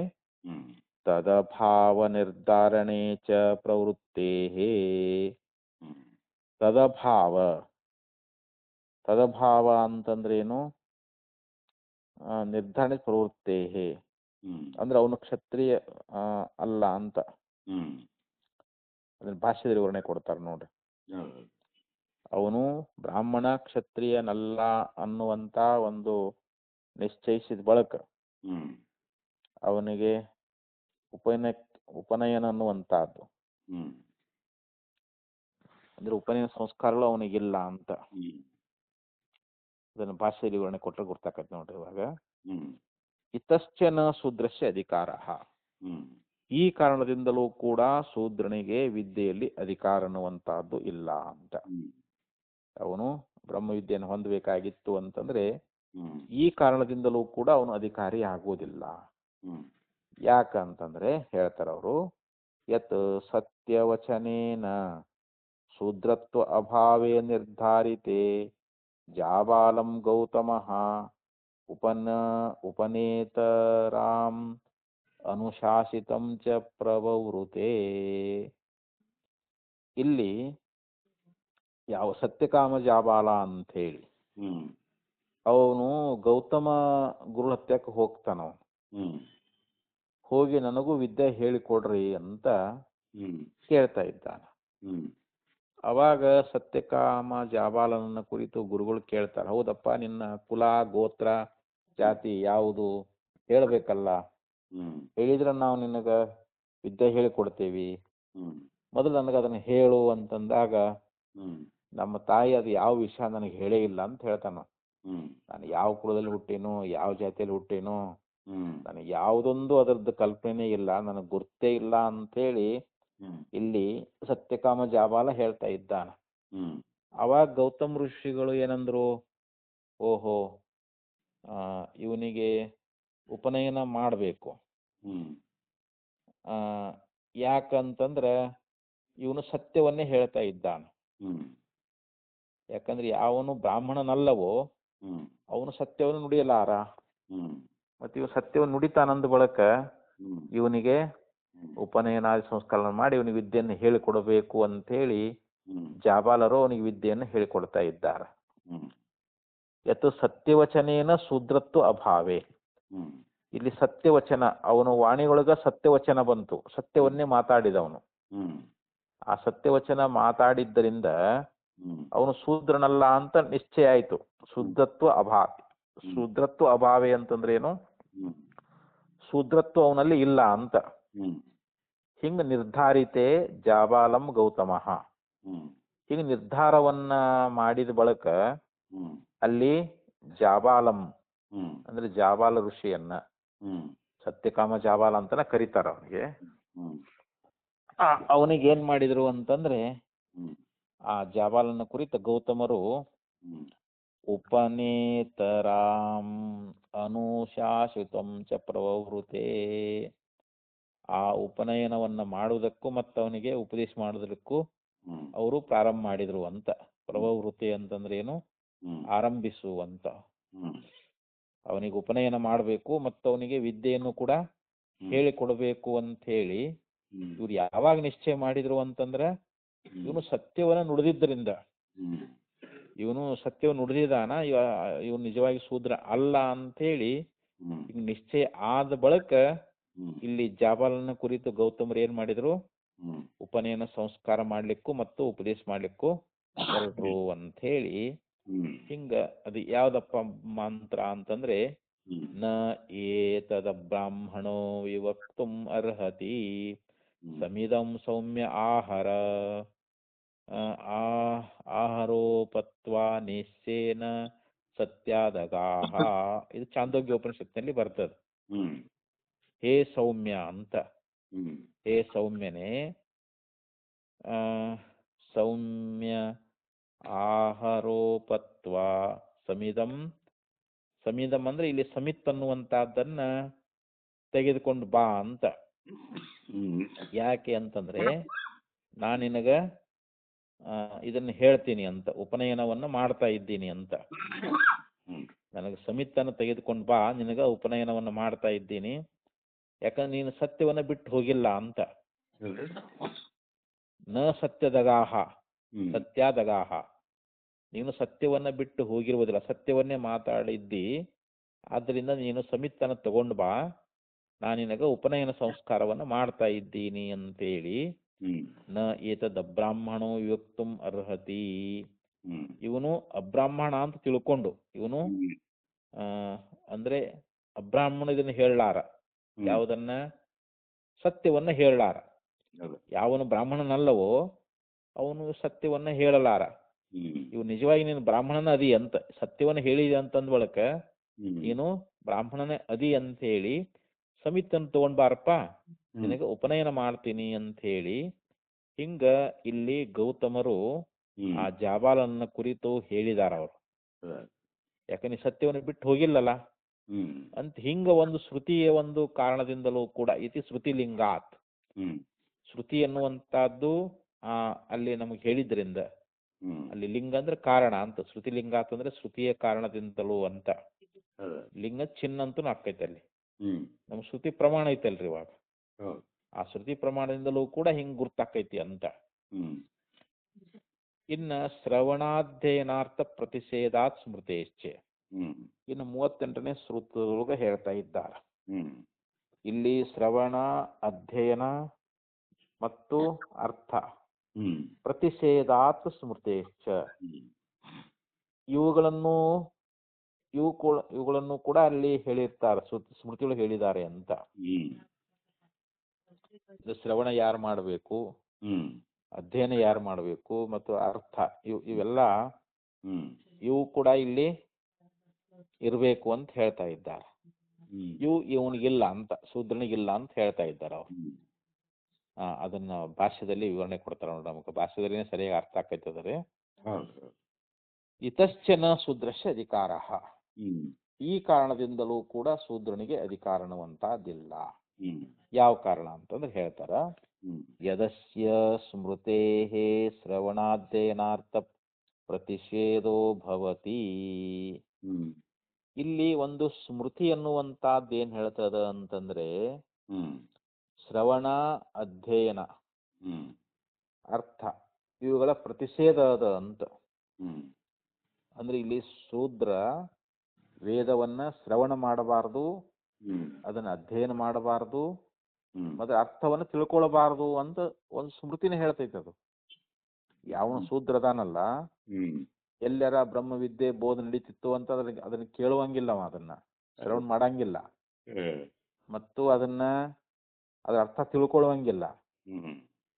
ಶ್ರವಣ ಅಧ್ಯಯನ ಮತ್ತು ಅದನ್ನ ಅಧ್ಯಯನ ಕೂಡ ಮಾಡಂಗಿಲ್ಲ ಅಂತ ಹೇಳಿ, ಹಿಂಗ ಒಂದು ಸ್ಮೃತಿಯೊಳಗ ಶೂದ್ರನಿಗೆ ಶ್ರವಣ ಅಧ್ಯಯನ ಅರ್ಥವನ್ನ ತಿಳ್ಕೊಳ್ಳೋದ್ರಲ್ಲಿ ನಿಷೇಧ ಮಾಡಿದಾರ ಅಂತ. ಅದು ಯಾವುದು ಅನ್ನೋದು ಮುಂದೆ ಶ್ರುತಿ ಪ್ರಮಾಣ ಕೊಡ್ತಾರೆ ನೋಡ್ರಿ. ಯದಸ್ಯ ಸ್ಮೃತೆ ಶ್ರವಣಾಧ್ಯಯನಾರ್ಥ ಪ್ರತಿಷೇಧೋ ಭವತಿ, ವೇದ ಶ್ರವಣ ಪ್ರತಿಷೇಧ, ವೇದಾಧ್ಯಯನ ಪ್ರತಿಷೇಧ, ತದರ್ಥ ಜ್ಞಾನಾನುಷ್ಠಾನಯೋಶ್ಚ ಪ್ರತಿಷೇಧ ಶೂದ್ರಸ್ಯ ಸ್ಮರ್ಯತೆ. ಇಲ್ಲಿ ಸ್ಮರ್ಯತೆ ಅಂದ್ರೆ ಇಲ್ಲಿ ಸ್ಮೃತಿ ಅಂತ, ಶ್ರುತಿ ಅಲ್ಲದು. ಒಂದು ಶ್ರುತಿಯೊಳಗೆ ಏನ್ ಹೇಳ್ತಾರ ಅಂತಂದ್ರ, ವೇದ ಶ್ರವಣವನ್ನ ನಿಷೇಧ ಮಾಡಿದಾರ. ಅವನು ವೇದವನ್ನ ಶ್ರವಣ ಮಾಡುವ ಹಾಗಿಲ್ಲ. ಯಾರು ಶೂದ್ರನಾಗಿರ್ತಕ್ಕಂಥವನು ವೇದವನ್ನ ಶ್ರವಣ ಮಾಡುವ ಹಾಗಿಲ್ಲ. ಮತ್ತು ವೇದಾಧ್ಯಯನ ಪ್ರತಿಷೇಧ, ವೇದಾಧ್ಯಯನವನ್ನು ಕೂಡ ಮಾಡುವ ಹಾಗಿಲ್ಲ. ಅದನ್ನು ಕೂಡ ಅಲ್ಲಿ ಸ್ಮೃತಿ ನಿಷೇಧ ಮಾಡ್ಯದ. ತದರ್ಥ ಜ್ಞಾನಾನುಷ್ಠಾನಯೋಶ್ಚ, ಮತ್ತು ಅಲ್ಲಿ ವೇದದ ಒಂದು ಅರ್ಥವನ್ನ ಅನುಷ್ಠಾನ ಮಾಡುವಂತಹದ್ದು ಅದು ಕೂಡ ಅವನು ನಿಷೇಧ ಮಾಡ್ಯದಂತ. ಅದ ಅರ್ಥವನ್ನ ತಿಳ್ಕೊಂಡು ಅದನ್ನ ಅನುಷ್ಠಾನ ಮಾಡೋದೈತಲ್ಲ, ಅದನ್ನೂ ಕೂಡ ಅಲ್ಲಿ ಪ್ರತಿಷೇಧ ಅಂದ್ರೆ ನಿಷೇಧ ಮಾಡೈತಿ. ಯಾರಿಗೆ? ಶೂದ್ರಸ್ಯ. ಶೂದ್ರ ವೇದವನ್ನ ಶ್ರವಣ ಮಾಡಂಗಿಲ್ಲ, ಅದನ್ನ ಅಧ್ಯಯನ ಮಾಡಂಗಿಲ್ಲ, ಅದರ ಅರ್ಥವನ್ನ ತಿಳ್ಕೊಂಡು ಅದರ ಜ್ಞಾನದ ಅನುಷ್ಠಾನನು ಕೂಡ ಮಾಡುವ ಹಾಗಿಲ್ಲ ಅಂತ. ಹೀಗೆ ನಮಗ ಅಲ್ಲಿ ಸ್ಮೃತಿ ಅನ್ನುವಂತಹದ್ದು ಹೇಳ್ಕೊಂಡು ಬರ್ತದಲ್ಲಿ. ಶ್ರವಣ ಪ್ರತಿಷೇಧ ಸ್ಥಾವತ್, ಶ್ರವಣವನ್ನ ಎಲ್ಲಿ ನಿಷೇಧ ಮಾಡಿದ್ದಾರೆ ಅಂತಂದ್ರೆ ಒಂದು ಸ್ಮೃತಿಯೊಳಗೆ ಹೇಳ್ತಾ ಇದ್ದಾರೆ. ಅತಾಶ್ಯ ವೇದ ಮುಪಸೃಣ್ವತ ಶೃಣ್ವತ ಸ್ತ್ರಪೂಜಸ್ತುಭ್ಯಾಂ ಶ್ರೋತ್ರ ಪರಿಪೂರ್ಣಂ. ನೋಡ್ರಿ, ಇವನು ಅಕಸ್ಮಾತ್ ಈ ಶಾಸ್ತ್ರ ವೇದಗಳದಾವಲ್ರಿ, ಅವನು ವೇದವನ್ನ ಒಂದ್ ವೇಳೆ ಶ್ರವಣ ಮಾಡಿದ ಅಂತಂದ್ರ, ಇವು ಶೂದ್ರನಾಗಿರ್ತಕ್ಕಂಥವನು ವೇದವನ್ನ ಶ್ರವಣ ಮಾಡಿದ್ರ ಕರಗಿಸಿದ ಸೀಸ ಮತ್ತು ಅರಗ ಅವುಗಳಿಂದ ಅವನ ಕಿವಿ ತುಂಬಿಡ್ಬೇಕಂತ. ಹಿಂಗ ಒಂದು ಸ್ಮೃತಿ ಹೇಳ್ತತಿ. ಅದ ಅವನು ವೇದವನ್ನ ಶ್ರವಣ ಮಾಡಿದ್ದಾದ್ರ, ಏನೋ ತಿಳಿಲಾರ್ದ ಅಕಸ್ಮಾತ್ ಶ್ರವಣ ಮಾಡಿದ ಅಂತಂದ್ರ ಒಂದು ಕರಗಿಸಿದಿರ್ತಕ್ಕಂತ ಸೀಸ ಅಥವಾ ಅರಗಿರ್ತತಲ್ಲ, ಅದರಿಂದ ಅವನ ಕಿವಿಯನ್ನ ತುಂಬಬೇಕು ಅಂತೇಳಿ ಹಿಂಗ ಒಂದು ಸ್ಮೃತಿ ಅನ್ನುವಂತಹದ್ದು ಹೇಳ್ತದ. ಪದ್ಯೋಹವಾ ಏತಸ್ ಸ್ಮಶಾನಂ ಯಚ್ಚೂದ್ರಸ್ತಸ್ಮಾತ್ ಶೂದ್ರ ಸಮೀಪೆ ನಾಧ್ಯೇತವ್ಯಂ ಇತಿ ಚ. ಇನ್ನೂ ಒಂದು ಸ್ಮೃತಿ ಏನ್ ಹೇಳ್ಕೊಂಡ್ ಬರ್ತದ ಅಂತಂದ್ರೆ, ಇವನು ಅಕಸ್ಮಾತ್ ಈ ಶೂದ್ರನಾಗಿರ್ತಕ್ಕಂಥವನೇನದಾನಲ್ಲ, ಅವನು ಕಾಲುಳ್ಳಂತ ಸ್ಮಶಾನ ಇದ್ದಂಗ ಅಂತ. ಪದ್ಯುಹು ಅಂತಂದ್ರೆ ಅಲ್ಲಿ ಪಾದ ಅಂತ ಬರ್ತದ. ಅದು ಪದ್ಯು ಅಂದ್ರೆ ಪಾದ ಅಂತ. ಅಲ್ಲಿ ಪದ್ಯುಹು ಅಂತಂದ್ರೆ ಏನು? ಕಾಲವುಳ್ಳವನು ಅಂತ. ಅವನು ಒಂದು ಕಾಲುಳ್ಳಂತ ಪಶು ಅಂತ. ಅವನು ಸ್ಮಶಾನ ಅಂತ ಹೇಳಿಸ್ಕೊಳ್ತಾ ಇದ್ದಾನ. ಕಾಲುಳ್ಳಂತ ಸ್ಮಶಾನ ಅಂತ ಶೂದ್ರನೆನ್ನುವಂತವನು, ಅವನು ಒಂದು ಕಾಲುಳ್ಳಂತ ಸ್ಮಶಾನ. ಆದ್ರಿಂದ ಆ ಶೂದ್ರನ ಬಳಿಯಲ್ಲಿ ಅಧ್ಯಯನ ಮಾಡಬಾರದು ಅಂತ. ಅವನು ಸ್ಮಶಾನ ಇದ್ದಂಗ ಅಂತ, ಕಾಲುಳ್ಳಂತ ಸ್ಮಶಾನ ಇದ್ದಂಗ. ಅದಕ್ಕೆ ಅವನ ಹತ್ರ ಆ ಶೂದ್ರನ ಬಳಿಯಲ್ಲಿ ಯಾರು ಅಧ್ಯಯನ ಮಾಡಬಾರದು ಅಂತ ಈ ರೀತಿನೂ ಕೂಡ ಒಂದು ಸ್ಮೃತಿ ಅನ್ನುವಂತಹದ್ದು ಈಗ ಹೇಳ್ತದ ಅಂತ.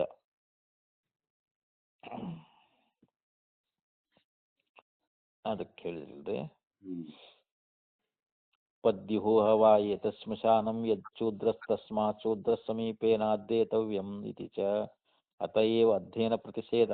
ಆದ್ದರಿಂದ ಇಲ್ಲಿ ಅಧ್ಯಯನವನ್ನ ನಿಷೇಧ ಮಾಡಿರ್ತಕ್ಕಂಥದ್ದು ನಮಗ ಈ ಸ್ಮೃತಿಯಿಂದ ಅರ್ಥ ಆಕ್ಕದ. ಯಸ್ಯ ಹಿ ಸಮೀಪೇ ನಾಧ್ಯೇತವ್ಯಂ ಭವತಿ ಸ ಕಥಂ ಅಶ್ರುತಂ ಅಧೀತ. ಯಸ್ಯ ಅಂತಂದ್ರೆ ಇಲ್ಲಿ ಶ್ರುತಿಯೊಳಗ ಅವನಿಗೆ ಅಧ್ಯಯನವನ್ನು ನಿಷೇಧ ಮಾಡೈತಿ ಮತ್ತು ಅವನ ಹತ್ತಿರಕ್ಕಿದ್ದುಕೊಂಡು ನಾವು ಅಧ್ಯಯನ ಮಾಡಬಾರದಾಗಿರುವುದು, ಅವನು ಶ್ರವಣ ಮಾಡದೇ ಇರುವುದನ್ನ ಅವನು ಹೇಗೆ ಅಧ್ಯಯನ ಮಾಡಿಯಾನು ಅಂತ ಅಲ್ಲಿ ಇನ್ನೊಂದು ಸ್ಮೃತಿ ಹೇಳ್ಕೊಂಡು ಬಂದದಲ್ಲಿ, ಅಂದ್ರೆ ಯಾವನ ಬಳಿಯಲ್ಲಿ ಅಂತಂದ್ರೆ ಏನು, ಶೂದ್ರನ ಬಳಿಯಲ್ಲಿ ಅಂತ. ಅಧ್ಯಯನ ಮಾಡಬಾರದು, ಶೂದ್ರನ ಬಳಿಯಲ್ಲಿ ನಾವು ಅಧ್ಯಯನ ಮಾಡಬಾರದು ಅಂತ ಹೇಳಿ ಮತ್ತು ಅವನು ಶ್ರವಣ ಮಾಡದೇ ಇರುವುದನ್ನ ಹೇಗೆ ಅಧ್ಯಯನ ಮಾಡ್ಯಾನು ಅಂತ ಹಿಂಗ ಅಲ್ಲಿ ವೇದೋಚ್ಚಾರಣೆಯನ್ನ ಮಾಡಿದ್ರೆ ನಾಲಿಗೆಯನ್ನ ಕತ್ತರಿಸ್ಬೇಕು ಅಂತೇಳಿ ಈ ರೀತಿನೂ ಕೂಡ ಹೇಳಿದಾರ ಅವರು. ಮತ್ತು ಅಕಸ್ಮಾತ್ ಅದನ್ನ ಪಾಠ ಮಾಡಿ ಅವನ್ನ ಸರಿಯಾಗಿ ಗಟ್ಟಿ ಮಾಡ್ಕೊಂಡಿದ್ದ ಅಂದ್ರೆ ಅವನ ಶರೀರವನ್ನೇ ಕತ್ತರಿಸಿ ಬಿಡಬೇಕು ಅಂತೇಳಿ ಹಿಂಗ ಸ್ಮೃತಿನೂ ಕೂಡ ಇದೆ ಅಂತ ಹೇಳ್ತಾರ ಅವರು. ಅಥ ಏವಚ ಅರ್ಥಾತ್ ಅರ್ಥಜ್ಞಾನಾನುಷ್ಠಾನಯೋ ಪ್ರತಿಷೇಧೋ ಭವತಿ. ಯಸ್ಯ ಹಿ ಸಮೀಪೇ ನ ಅಧ್ಯೇತವ್ಯಂ ಭವತಿ ಸ ಕಥಂ ಅಶ್ರುತಂ ಅಧೀತ.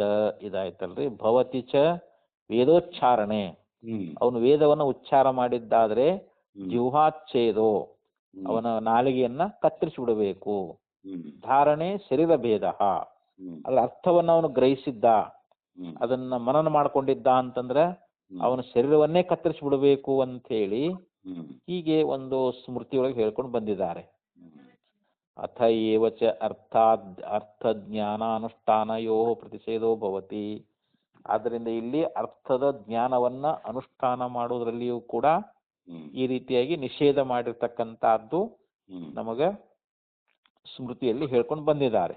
ನ ಶೂದ್ರಾಯ ಮತಿಂ ದದ್ಯಾತ್, ಮನುಸ್ಮೃತಿಯಲ್ಲಿ ಹೇಳಿದ್ದಾರೆ. ಅಂದ್ರೆ ಶೂದ್ರನಿಗೆ ಮತಿಂ ಅಂತಂದ್ರೆ ಏನು, ಇಲ್ಲಿ ಅಧ್ಯಾತ್ಮ ವಿದ್ಯೆಯನ್ನು ಅಂತ ಅವನಿಗೆ ಹೇಳಿಕೊಡಬಾರದು ಅಂತ ನಿಷೇಧ ಮಾಡಿದಾರ ಅಂತ. ಆ ವೇದಾರ್ಥ ತಿಳುವಳಿಕೆಯನ್ನು ಕೊಡಬಾರದು ಅಂತ. ಯಾವ ಶೂದ್ರದನಲ್ಲ ಆ ವೇದದ ಅರ್ಥಜ್ಞಾನ ಅನ್ನುವಂತಹದ್ದು ಏನದಲ್ಲ ಅದನ್ನ ಹೇಳಬಾರದು. ಮತ್ತ ಇದನ್ನ ಯಾರಪ್ಪ ಹೇಳಬೇಕು ಅಂತಂದ್ರೆ ಅದಕ್ಕಲ್ಲಿ ಸ್ಮೃತಿ ಅನ್ನುವಂತಹದ್ದು ಹೇಳ್ಕೊಂಡು ಬರ್ತದ. ದ್ವಿಜಾತೀಯಾನಾಂ ಅಧ್ಯಯನಂ ಇಜ್ಜಾದಾನಂ. ಇಲ್ಲಿ ದ್ವಿಜಾತಿ ಅಂದ್ರೆ 2 ಸಲ ಹುಟ್ಟಿದವನಿಗೆ ದ್ವಿಜಾತಿ ಅಂತ ಕರೀತಾರೆ. ಅಂದ್ರೆ ಹುಟ್ಟಿದಾಗ 1 ಜನ್ಮ ಮತ್ತು ಸಂಸ್ಕಾರ ಆದ್ಮೇಲೆ ವೇದಾಧ್ಯಯನ ಉಪನಯನ ಸಂಸ್ಕಾರ ಆಗ್ತದಲ್ಲ, ಅವಾಗ 2ನೇ ಜನ್ಮ ಆದಂಗ ಅದಕ್ಕೆ ಅವ್ರಿಗೆ ದ್ವಿಜಾತಿಯರು ಅಂತ ಕರೀತಾರ. ಅವ್ರಿಗೇನೆ ಅಧ್ಯಯನ, ಯಾಗ, ದಾನ, ಈ ಧರ್ಮಗಳು ಇವೆಲ್ಲ ಸ್ಮೃತಿ ಒಳಗೆ ಅವ್ರಿಗೇನೆ ಹೇಳಿದಾರ ಅಂತ. ಇವೆಲ್ಲ ಅಧ್ಯಯನ ಆಗ್ಲಿ, ಯಾಗ ಆಗ್ಲಿ, ದಾನ ಆಗ್ಲಿ, ಇವೆಲ್ಲ ಧರ್ಮಗಳು ಹಿಂಗ ಸ್ಮೃತಿ ಅನ್ನುವಂತಹದ್ದು. ಅದು ದ್ವಿಜಾತಿಯರಿಗೆ ಅಂತಂದ್ರೆ ಏನು, ಬ್ರಾಹ್ಮಣ, ಕ್ಷತ್ರಿಯ, ವೈಶ್ಯ 3 ಬರ್ತಾರೆ ಇಲ್ಲಿ. ಅವರಿಗೇನೆ ಅಧ್ಯಯನ ಮಾಡೋದಾಗ್ಲಿ, ಯಾಗ ಮಾಡೋದಾಗ್ಲಿ ಮತ್ತು ದಾನ ಮಾಡೋದಾಗ್ಲಿ ಇವೆಲ್ಲವನ್ನು ಕೂಡ ಅವರಿಗೆ ಹೇಳಿದ್ದಾರೆ ಅಂತ. ಇನ್ನ ಶೂದ್ರಿಯೂ ಕೂಡ ಬ್ರಹ್ಮಜ್ಞಾನಕ್ಕೆ ಅಧಿಕಾರ ಅದಲ್ಲ ಅಂತ ಇಲ್ಲಿ ಹೇಳ್ತಾ ಇದ್ದಾರೆ ಅವರು. ಯೇಷಾಂ ಪುನಃ ಪೂರ್ವಕೃತ ಸಂಸ್ಕಾರವಶಾತ್ ವಿದುರಃ ಧರ್ಮವ್ಯಾದಯ ಪ್ರಭೃತೀನಾಂ ಜ್ಞಾನೋತ್ಪತ್ತಿ ತೇಷಾಂ ನ ಶಕ್ಯತೆ ಫಲಪ್ರಾಪ್ತಿ ಪ್ರತಿಷೇಧುಂ. ಇನ್ನ ಇಲ್ಲಿ ವಿದುರ, ಯಾಕಂದ್ರೆ ಸೂತ ಪುತ್ರ ಅವನು. ಯಾರು ವಿದುರ ಮಹಾಭಾರತದಲ್ಲಿ ಬರ್ತಾನಲ್ಲ, ಮತ್ತು ಅವನು ಕೂಡ ಮುಕ್ತಿಯನ್ನ ಹೊಂದಿದ್ದಾನೆ ಅಂತ ನಮಗೆ ಶಾಸ್ತ್ರದಲ್ಲಿ ನಾವು ಕೇಳ್ತಾ ಇದ್ದೀವಿ. ಯಶಾಂಚ ಪೂರ್ವಕೃತ ಸಂಸ್ಕಾರವಶಾತ್, ಯಾರು ಪೂರ್ವ ಜನ್ಮದಲ್ಲಿ ಅಲ್ಲಿ ಸಾಕಷ್ಟು ಸಾಧನೆಗಳನ್ನ ಮಾಡಿ ಅವರು ತಮ್ಮ ಪಾಪಗಳನ್ನು ಕಳ್ಕೊಂಡು ಹ್ಮ್ ಒಳ್ಳೆ ಸಂಸ್ಕಾರವಂತರಾಗಿ ಹ್ಮ್ ಮತ್ತೆ ಇಲ್ಲಿ ಹುಟ್ಟಿ ಬಂದಿರ್ತಾರ ಅವರು. ಹ್ಮ್ ವಿದುರ ಮತ್ತು ಧರ್ಮವ್ಯಾಧ ಮೊದಲಾಗಿರ್ತಕ್ಕಂಥವ್ರು ಹ್ಮ್ ಅವರು ಹಿಂದೆ ಮಾಡಿರ್ತಕ್ಕಂಥ ಕರ್ಮಗಳ ಒಂದು ಸಂಸ್ಕಾರ ಬಲಾತ್ ಏನಾಗ್ತೈತೆ ಅವರಿಗೆ ಹ್ಮ್ ಜ್ಞಾನ ಉಂಟಾಗಿರ್ತೈತೆ ಅವರಿಗೆ. ಹ್ಮ್ ಜ್ಞಾನೋತ್ಪತ್ತಿ ತೇಷಾಂ ನ ಶಕ್ಯತೆ ಫಲಪ್ರಾಪ್ತಿ ಪ್ರತಿಷೇಧುಂ. ಅಂದ್ರೆ ಅವರಿಗೆ ಒಂದು ಸಂಸ್ಕಾರ ಮೂಲಕವಾಗಿ ಬ್ರಹ್ಮಜ್ಞಾನ ಅನ್ನುವಂತಹದ್ದು ಉಂಟಾಗಿರ್ತದಲ್ಲ, ಅವರಿಗೆ ಫಲ ದೊರಕುವುದಿಲ್ಲ ಅಂತ ಹೇಳಿ ಈ ರೀತಿ ಹೇಳಕ್ ಆಕೈತೇನೋ? ಆಗೋದಂತಾರ. ಅವರಿಗೆ ಫಲ ಅನ್ನುವಂತ ಅವಶ್ಯವಾಗಿ ಪ್ರಾಪ್ತಿ ಆಗ್ತೈತಿ ಅಂತ ಹೇಳ್ತಾರ ಅವರು. ಅವರು ಕೂಡ ಅವಶ್ಯವಾಗಿ ಫಲವನ್ನು ಪಡಿತಾ ಇದ್ದಾರೆ ಅಂತ. ಜ್ಞಾನಸ್ಯ ಐಕಾಂತಿಕದ ಫಲತ್ವಾತ್ ಅಂದ್ರೆ ಅವರು ಶೂದ್ರರಾಗಿದ್ರು ಕೂಡ ಅವರಿಗೆ ಬಹುಜನ್ಮಗಳ ಒಂದು ಸಂಸ್ಕಾರದಿಂದ ಅವ್ರಿಗೇನಾಗಿರ್ತೈತಿ ಇಲ್ಲಿ ಬ್ರಹ್ಮಜ್ಞಾನವನ್ನ ಪಡ್ಕೊಂಡಿರ್ತಾರ ಅವರು. ಅವ್ರಿಗೆ ಫಲ ಕೊಟ್ಟೈತಿ, ಮೋಕ್ಷ ಅನ್ನುವಂತ ಫಲ ಆಗೇ ಆಕೈತಿ ಅಂತ. ಮತ್ತ ಇನ್ನೂ ಒಂದು ಸ್ಮೃತಿನೂ ಕೂಡ ಹೇಳ್ತದ, ಶ್ರಾವಯೇ ಚತುರೋ ವರ್ಣಾನ್. ಇಲ್ಲಿ 4 ವರ್ಣದವರಿಗೂ ಕೂಡ ಶ್ರವಣ ಮಾಡಿಸ್ಬೇಕು ಅಂತ. ಬ್ರಾಹ್ಮಣ, ಕ್ಷತ್ರಿಯ, ವೈಶ್ಯ, ಶೂದ್ರ ಬ್ರಹ್ಮಜ್ಞಾನವನ್ನ ಬೋಧ ಮಾಡ್ಲಿಕ್ಕೆ 4 ವರ್ಣದವರು ಅಧಿಕಾರಿಗಳಾಗಿದ್ದಾರ ಅಂತ. ಬ್ರಹ್ಮಜ್ಞಾನಕ್ಕೆ ಎಲ್ಲರೂ ಅಧಿಕಾರಿಗಳದಾರ. ಆದ್ರೆ ಈ ವೇದಾಧ್ಯಯನ ಅದಾವಲ್ಲ ಇವು ಇದಕ್ಕೆ ಶೂದ್ರ ಅಧಿಕಾರಿ ಅಲ್ಲ. ಅವ್ರು 3 ವರ್ಣದವ್ರು ಮಾತ್ರ ಅಧಿಕಾರಿಗಳು. ಬ್ರಹ್ಮಜ್ಞಾನ ಮಾಡ್ಕೊಳ್ಬೇಕಾದ್ರೆ ಎಲ್ಲರೂ ಅಧಿಕಾರಿಗಳೇ ಅಂತ. ಇಂಥವ್ರಿಗೆ ಬೇಡ ಅಂತ ಹೇಳಂಗಿಲ್ಲ ಅದ್ರಾಗ್ರಿ. ಪ್ರತಿಯೊಬ್ಬರು ಕೂಡ ಅಧಿಕಾರಿಗಳದಾರ ಅಂತ ಬ್ರಹ್ಮಜ್ಞಾನಕ್ಕ. ಅದಕ್ಕ ಇತೀಚ ಇತಿಹಾಸ ಪುರಾಣಾದಿಗಮೇ ಚಾತುರ್ವರ್ಣಸ್ಯ ಅಧಿಕಾರ ಸ್ಮರಣಾತ್. ಇಲ್ಲಿ ಇತಿಹಾಸ ಪುರಾಣಗಳನ್ನ ನಾವು ಅರ್ಥ ಮಾಡ್ಕೊಂಡಾಗ ಇಲ್ಲಿ 4 ವರ್ಣದವರಿಗೂ ಕೂಡ ಬ್ರಹ್ಮಜ್ಞಾನಕ್ಕ ಎಲ್ಲರೂ ಅಧಿಕಾರಿಗಳು ಅಂತ ನಮಗ ಇತಿಹಾಸ ಪುರಾಣಗಳು ನಮ್ಗೆ ಗುರ್ತಾಗ್ತಾ ಇದೆ. ವೇದ ಪೂರ್ವಕಸ್ತು ನಾಸ್ತಿ. ಆದ್ರೆ ಉಪನಯನ ಸಂಸ್ಕಾರ ಹೊಂದಿ ವೇದಾಧ್ಯಯನ ಮಾಡಿ ಅಲ್ಲಿ ಮುಮುಕ್ಷುವಾಗಿ ಹಿಂಗ ಜ್ಞಾನ ಅಂತ ಈ ರೀತಿ ಕ್ರಮ ಅಲ್ಲ. ಈ ರೀತಿ ಅಂದ್ರೆ ವೇದ ಪೂರ್ವಕವಾಗಿ ಅವರಿಗೆ ಅಧಿಕಾರ ಇಲ್ಲ, ವೇದಾಧ್ಯಯನ ಮಾಡ್ಲಿಕ್ಕೆ ಅಧಿಕಾರ ಇಲ್ಲ. ಡೈರೆಕ್ಟ್ ಬ್ರಹ್ಮಜ್ಞಾನ ಮಾಡ್ಕೊಂಡು ಮುಕ್ತರಾಗ್ಬೋದು ಶೂದ್ರರು ಕೂಡ. ಶೂದ್ರಾಣಾಂ ಇತಿ ಸ್ಥಿತಂ. ಅಂತೂ ಒಟ್ಟು ಶೂದ್ರರಿಗೆ ಬ್ರಹ್ಮಜ್ಞಾನಕ್ಕೆ ಅಧಿಕಾರಿಗಳದಾರ, ಅವರು ಮುಕ್ತರಾಗಬಹುದು. ಯಾಕ ಬಹುಜನ್ಮಗಳ ಸಂಸ್ಕಾರ ಬೇಕು. ಅನಂತ ಜನ್ಮಗಳಲ್ಲಿ ಮಾಡಿರ್ತಕ್ಕಂತ ಪುಣ್ಯ ಸಂಸ್ಕಾರದಿಂದ ಅವರಿಗೆ ವೈರಾಗ್ಯ ಅನ್ನುವಂತ ಪ್ರಾಪ್ತವಾಗಿ ಅವರು ಜ್ಞಾನ ಮಾಡ್ಕೊಂಡು ಮುಕ್ತರಾಗಬಹುದು. ಆದ್ರೆ ವೇದಾಧ್ಯಯನ ಮಾಡಕ್ ಮಾತ್ರ ಅವ್ರಿಗೆ ಅಧಿಕಾರ ಇಲ್ಲ. ಅವ್ರು ವೇದಾಧ್ಯಯನ ಮಾಡಿ ಉಪನಯನ ಸಂಸ್ಕಾರ ಹೊಂದಿ ಇವು ಯಾವ ಏನು ಇಲ್ಲ ಅಂತಾರ ಅವ್ರಿಗೆ, ಶೂದ್ರರಿಗೆ ಮಾತ್ರ. ಇಷ್ಟ ಹೇಳಿದ್ರು. ಇನ್ನ ಕಂಪನಾಧಿಕರಣ ಅಂತ ಇದು ಮುಂದಿಂದು 39ನೇ ಸೂತ್ರ ಕಂಪನಾತ್ ಅಂತ ಹೇಳಿ ಇಲ್ಲಿ ಶ್ರುತಿಯೊಳಗ ಕಂಪಿಸುವಿಕೆ ಅನ್ನುವಂತಹದ್ದನ್ನ ಹೇಳ್ಕೊಂಡು ಬಂದಾರ. ಅದಕ್ಕಲ್ಲಿ ಪ್ರಾಣ ಅನ್ನುವಂತಹದ್ದು ಅದು ಏನು ಬ್ರಹ್ಮವೋ ಅಥವಾ ಈ ಭೌತಿಕವಾಗಿರ್ತಕ್ಕಂತ ಪ್ರಾಣ ಅದಲ್ರಿ ವಾಯು ಏನದು ಅನ್ನುವಂತ ಒಂದು ಸಂಶಯ ಬರ್ತದೆ.